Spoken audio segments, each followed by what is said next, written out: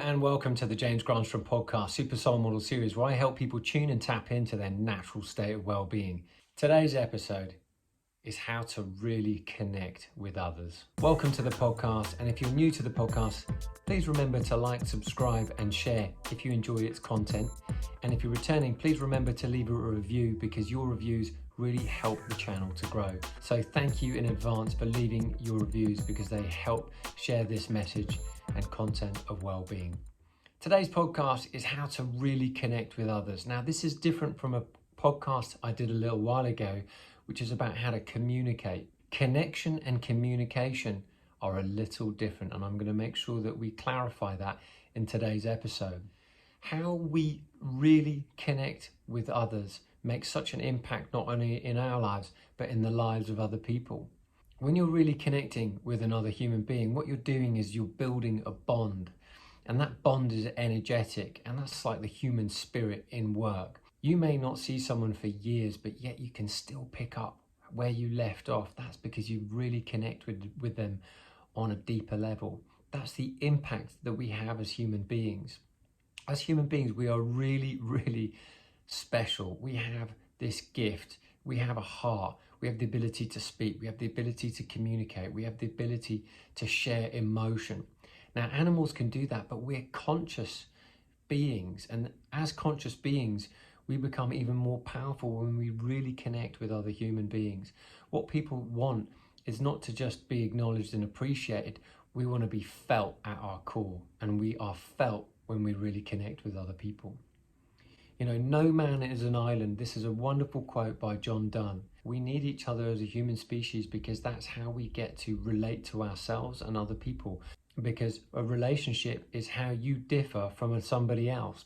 So when you connect with another human being, you discover more of who you are, and you can build more heart-to-heart communications. And those heart-to-heart communications are incredibly satisfying and enriching at a soul level. It's not just mind-to-mind communication. And so as you become better at connecting with human beings, the content of your life becomes more meaningful and more richer. And in the process, you become happier.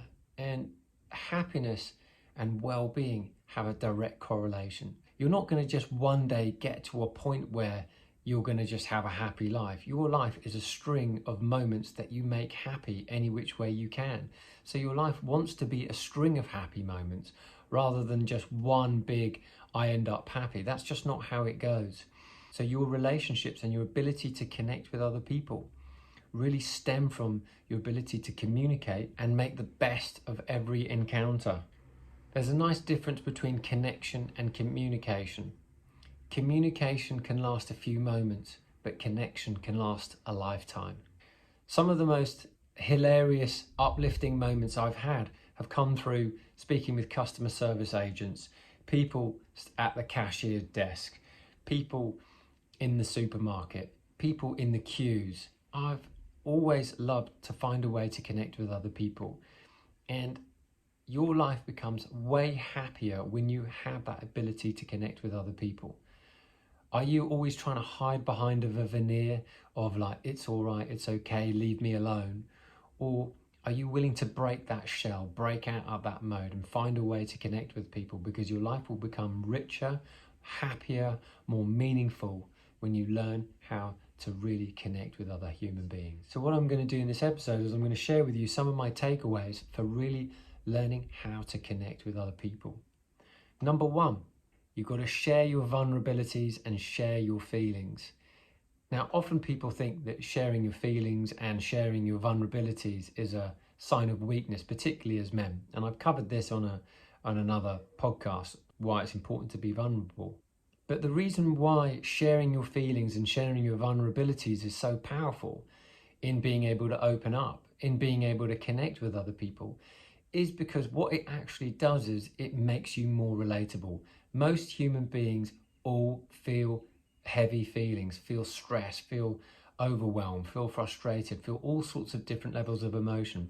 Now, when you're able to express that openly and easily to other people, what that does is it cuts through all the dross of life, cuts through the surface chat and goes straight to the heart of the human being.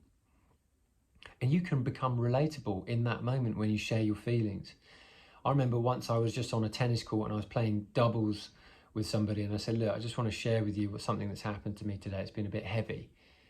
And we really connected and bonded at a deeper level because I shared my openness, I shared my honesty, I shared my true feelings before we got going, so that he wouldn't judge me in a way that if I didn't play that great today.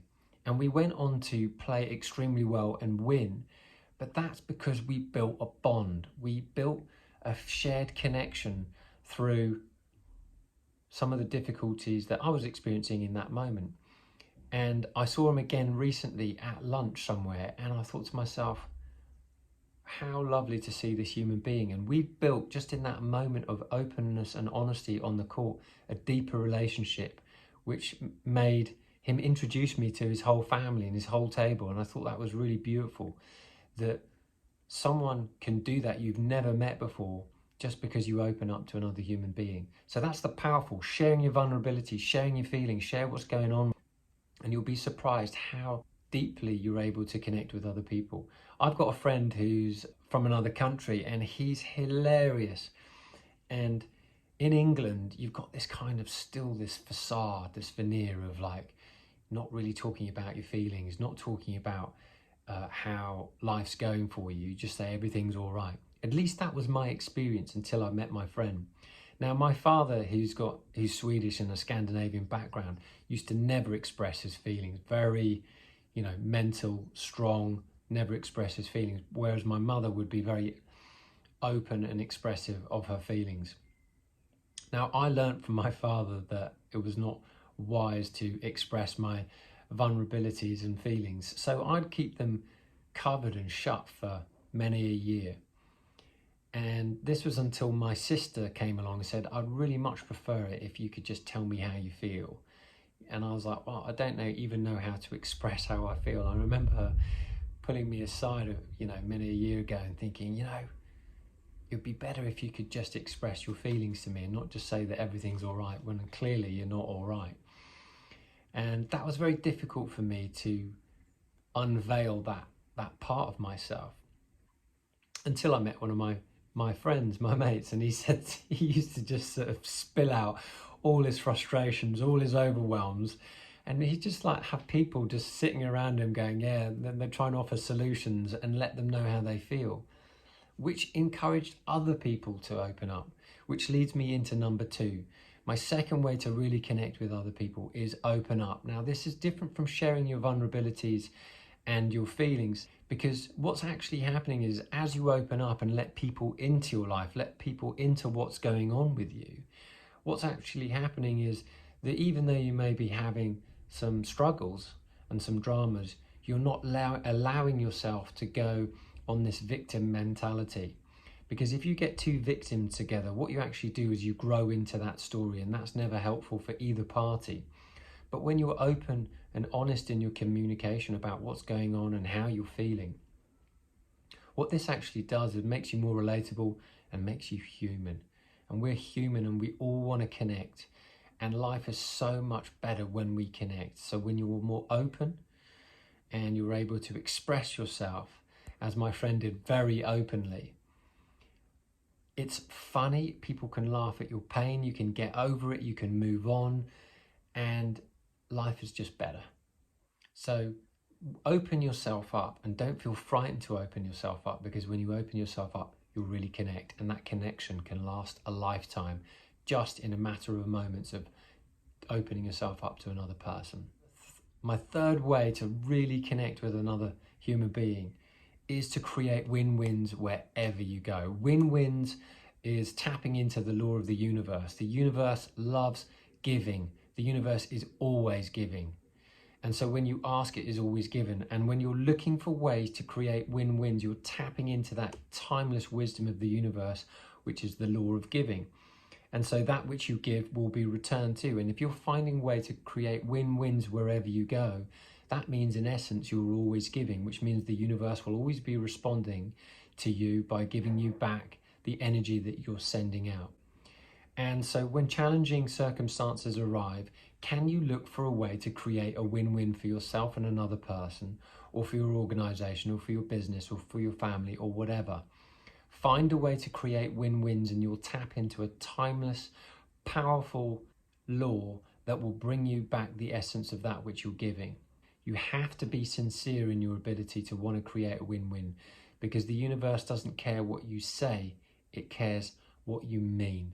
And I love the way Abraham Hicks had been able to clearly state that, because it's the vibration you're sending out that's coming back. And so if you're really adamant about wanting to create a win-win scenario for yourself and other people, the universe will respond. And when you do, you'll be rewarded with that. Where can you help that other person succeed and simultaneously you at the same time? So working with people to create win-wins is a wonderful way not only to create a bond, but to really connect deeply with another human being.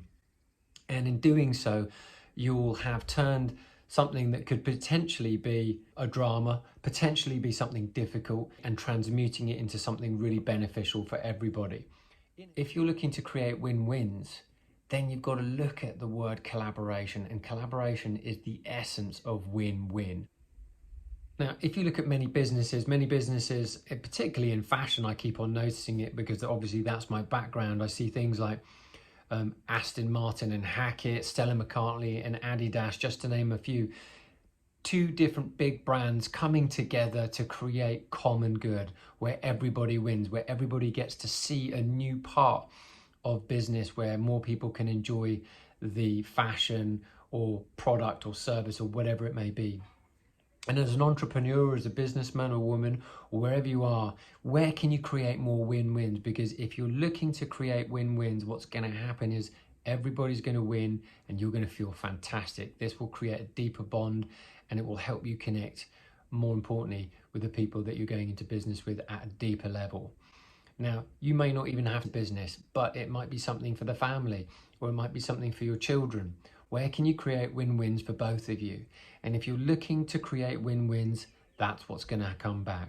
Communication plays such a huge part in this, because perhaps one of the greatest things that I learned from my mother, my father was very closed off and my mother was very open. And my father wasn't a natural communicator, not a great connector or anything like that. But my mother was. But when I'd watch my mum, she'd always ask people, how are they? How are you?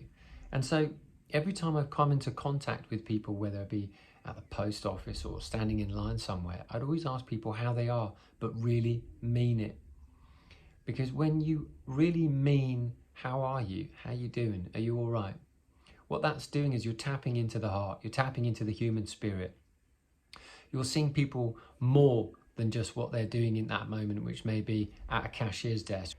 When you see people for who they really are by asking how they are, they open up to you. And I'm always surprised and amazed about what people have done for me just because of the sincerity of asking how people are. I literally go into the supermarket and people wave at me here in Spain, say, "Hola, James," and it's so beautiful to feel so appreciated just because I care when I'm paying at the cashier desk.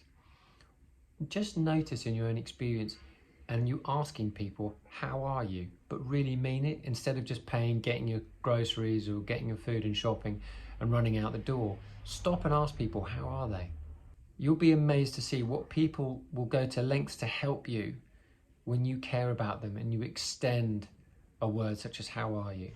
You'll be surprised. Just try it, because I've noticed it in my own experience that people have, let me go in front of them in the queue if I've only got one or two things. I've had people pay for my groceries. I mean, are you kidding me? What? It's like, oh, that's only one thing, let me grab that for you. Why would people do that? I'm in a foreign country at the moment. Why would people do that? People do that because you spend the time wanting to connect with people. And you do that through, obviously, your communication, but asking how people are, getting to the heart of people. Bypass all the rest of it and go straight to the heart. And then you'll connect. People will acknowledge you, appreciate you. And that's what the human spirit is all about. Wanting to feel acknowledged, appreciated, and feel loved wherever you go. And your life will become richer and happier as an experience. And you'll feel more abundant because you can go anywhere. And your ability to connect with people makes you feel more abundant, makes you feel happier.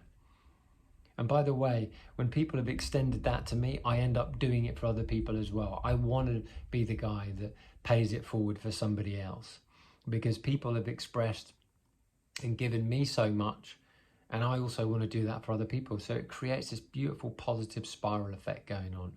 And that butterfly effect across the world can create a little bit of heaven on earth. And we create more heaven on earth when we really connect to other people. So taking the time out to communicate with people who you probably wouldn't speak to, and just asking, how are you all right? And looking them in their eyes, you go soul to soul. And that's a far deeper experience than just communicating and just saying something. Go deeper and you'll be richly rewarded in the process. Now, my fourth way to really connect with others is by learning how to take care of pets and plants. Now, you may be thinking, well, what's that got to do with anything? Plants will tell you what they need, if they need water or if they need sunlight. Pets will tell you whether they need maybe to go out and have a walk, something to eat, a little bit of affection. Whatever they need, pets, animals, and Mother Nature will tell you. And they may not be communicating in a way that is language, but they'll communicate in a way that you'll understand. So if a plant's drooping, you want it to give it some water. If it needs a little bit of sunlight, maybe you'll get the inclination to give it, a little bit of partial sunlight. My orchids are always telling me whether they need a bit of water or a bit of sunlight, or if I need to pluck some dead leaves or whatever from the flowers. I've got a real green thumb, and I've become sensitive to what the plants need. Last year, a skinny cat came up to our house, and I fed it for 6 months because I thought this little kitten, needed food. And it was a feral cat. So it probably hadn't yet learnt the ways about how to catch its own food. And so I looked after this cat and fed it for 6 months until it got up to a healthy weight again. And then off the cat went. And I feel that sensitivity I had by looking after that cat, rather than just seeing it as a stray cat, I saw it as an opportunity to be able to care for Mother Nature. And I'm always surprised and delighted to see that how Mother Nature takes care of me when I take care of it. So yeah, that cat, by the way, I never saw the cat again after the 6 months, but it was healthy. And I felt like I added value to that cat just by cherishing it for a little bit and giving it some food and giving it a good start to life. And I always believe that whatever you give out always comes back. So learning to take care of pets and plants, and maybe it's even your kids, if you've got kids. So when you learn to be sensitive to the needs of other people, and Mother Nature, plants and pets really help you understand that, what that will do will enrich your life experience. And number 5, my 5th way is to connect with people, is that whenever you're struggling, whenever you're having a drama going on, whenever there's a challenge going on in your life, ask that question, how can I help? And go and try and find someone you can help. Mother Teresa asked that when a billionaire asked her, what can I do to help? I feel like I'm not really making an impact. Go and look after someone in their last moments who's dying. And so this guy went off and did that. And he said, I never felt so much happiness because now I could really, really give. Because when you're asking how you can help, how you can make an impact, how you can improve the lives of other people, more so than just yourself, you forget yourself and your own dramas and your own struggles for a moment, and you're able to tap into this greater power. This helps you to connect to other people and help you connect back into the energy of which you are, that at some level you may have forgotten for a moment because you're all caught up in the challenges and difficulties you experience. Now, we all go through that. So should you find yourself ever stuck, look for a place where you can volunteer, look for someone you can look after. Try and go and help someone with their shopping bags. Go and find a way in which you can help another human being, and you'll forget your struggles for a moment and you'll tune back in and connect at a deeper level. Seneca said this, and I really, really love this quote. Live for another if you really wish to live for yourself. There's so much depth in that statement, but really what it's saying is that if you want to be happy and you want to feel fulfilled, then find a way to help another human being. And in doing so, you'll really connect, you'll build a deeper bond, and you'll feel a deep appreciation for life because of the sensitivity you feel. So that's a really powerful quote from Seneca.